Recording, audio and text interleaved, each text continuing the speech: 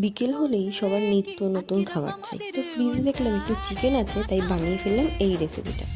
এর জন্য ময়দার মধ্যে কালো জিরে, সামান্য পরিমাণে নুন, ঘি আর সাদা তেল দিয়ে ভালো করে মেখে ময়দাটাকে কিছুক্ষণ ঢেকে রেখে দেবো।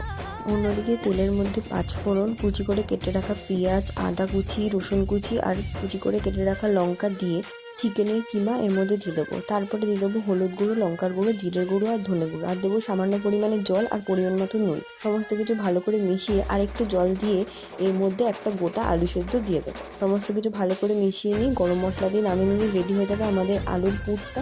এবার ময়দার ছোট ছোট লেচি কেটে মাঝখানটা এরকমভাবে গর্ত করে পুরটা দিয়ে ভালো করে মুখটা আটকে নিয়ে এরকম চ্যাপটা চ্যাপটা গোল গোল করে নিলেই হয়ে যাবে। এরপর আমরা তেলটা খুব বেশি গরম করব না, আর একদম হালকা আছে এগুলো ভেজে নিলেই রেডি হয়ে যাবে আমাদের চিকেনের পুরভরা খাস্তা কচুরি।